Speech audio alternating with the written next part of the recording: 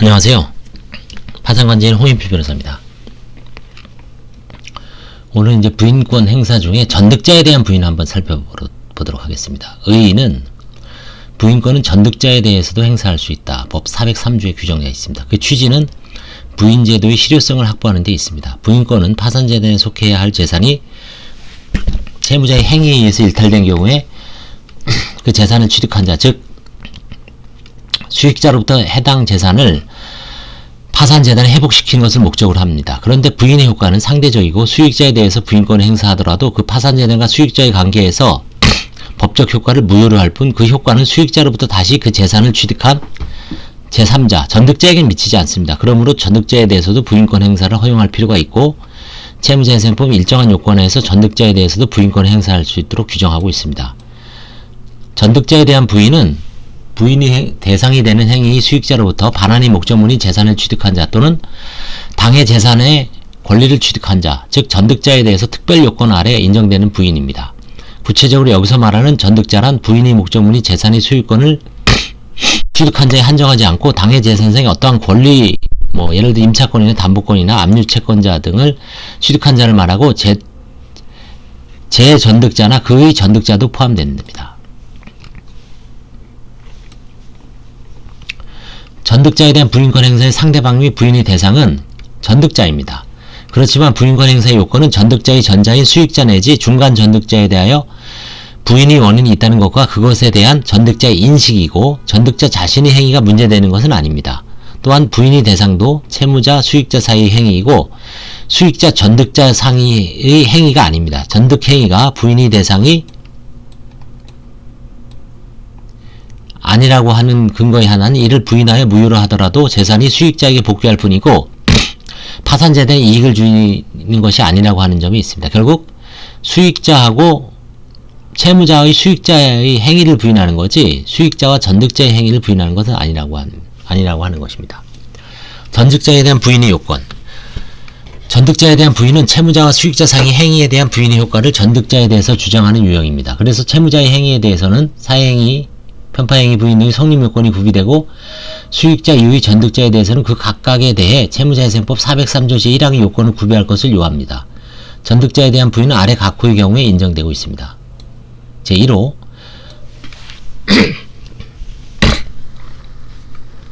전득자가 전득 당시 각각 그 전자에 대한 부인의 원인이 있음을 안 때. 제1호 여기서 말하는 각각 그 전자란 수익자 및 중간 전득자 모두를 말하고 있습니다. 그리고 부인의 원인이 있음을 안 때란 부인의 요건 사실을 아는 것을 말합니다. 예컨대 사행위에 있어서는 채무자가 파산채권자를 해야 한다는 것을 알고 있다는 것을 전득자가 알았을 것이 요구됩니다.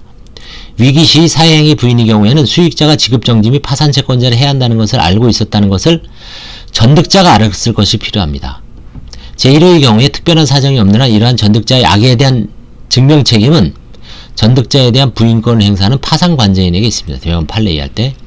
제2차 이하의 전득자에 대하여도 마찬가지 요건을 가지고 부인할 수 있습니다. 다만 원칙적으로 모든 전자에 대한 부인의 원인이 있음을 알 것을 요하므로 전득이 거듭되면 부인은 곤란하게 될 수밖에 없습니다. 즉 전득자가 여러 명이고 최후의 전득자에 대해서 부인권을 행사하기 위해서는 그 전원에 대해서 부인의 원인이 있을 것을 필요하기 때문에 중간에 부인의 원인을 흠결한 전득자가 개입한 때는 그 뒤의 전득자에 대해서는 부인권을 행사할 수 없습니다.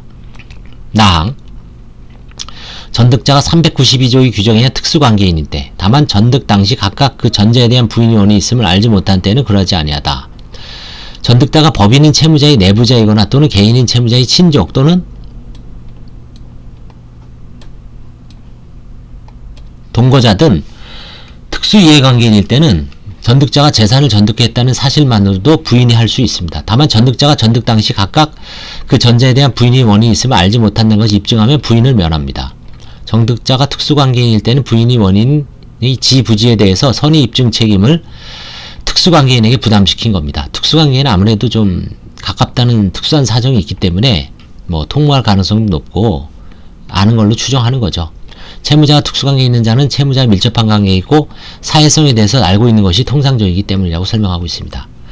다항 전득자가 무상행위 또는 이와 동일시할 수 있는 유상행위로 해야 전득한 경우 각각 전자에 대해 부인 원인이 있는 때. 3호 무상행위 부인은 소위 객관주의의 전득자의 각 전자에게 부인의 원인이 있으면 족하고 그 전득자가 그 각 전자에 대한 부인이 원이 있음을 알았을 것. 악의를 필요로 하지 않습니다. 그러므로 파산관제에는 전득자의 선의 또는 악의에 상관없이 그 전자에게 부인이 원이 있음을 입증하여 이를 부인할 수 있습니다. 부상행위 또는 이와 동일시할 수 있는 유상행위의 경우 전득자를 보호할 필요성이 낮기 때문이라고 설명하고 있습니다. 다음 채무자회생법은 선의 전득자를 보호하고 있습니다. 그 다음에 부인의 효과. 전득자에 대한 부인의 효과로서 특기할 점은 전득이 무상행위 또는 이와 동일시할 수 있는 유상행위인 경우에 선의인 전득자의 보호입니다. 이러한 경우에 전득자가 선의, 즉 채무자에게 지급정지 등이 있는 것 및 채무자가 한 행위가 파산채권자를 해야 한다는 것을 알지 못한 때에는 분에 의한 반환의 범위는 현존이익의 범위에서 반환하면 적하다고 규정하고 있습니다. 이는 전득자의 주관적 사정에 상관없이 전득자에 대한 부인이 인정되는 점에서 전득자의 이익이 현재히 훼손된 것을 막기 위한 것이라고 이제 설명하고 있습니다.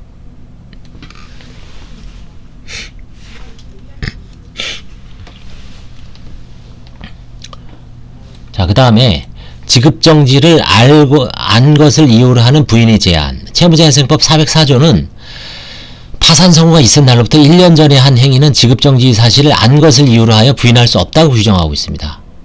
파산 선고가 있은 날로부터 1년 전에 한 행위는 지급정지 사실을 안 것을 이유로 하여 부인할 수 없다고 규정하고 있습니다.